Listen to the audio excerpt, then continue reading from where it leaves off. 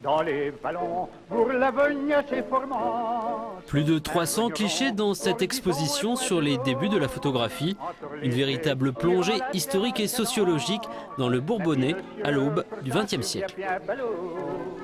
Le Bourbonnais n'a pas révolutionné la photographie, mais le Bourbonnais a assimilé finalement la photographie, l'a adopté et a proposé un modèle complètement unique, puisqu'il y a une société bourbonnaise qui est complètement différente des autres, et donc on va avoir effectivement une vision globale de la société bourbonnaise à cette époque.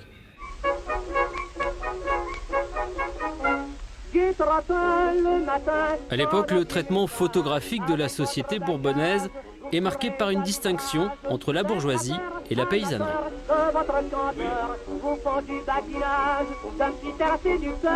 Il va y avoir un véritable modèle de photographie bourgeoise qui souvent est influencé par la peinture.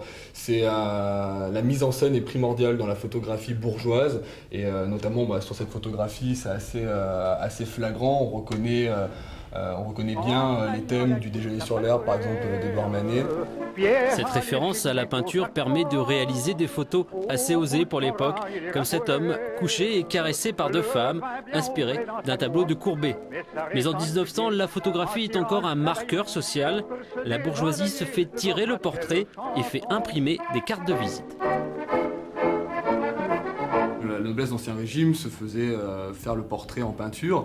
Et au XIXe siècle, on a un basculement. C'est-à-dire que la bourgeoisie va décider de se créer des sortes de dynasties, comme le faisait la noblesse d'Ancien Régime. Et elle va le faire grâce à la photographie.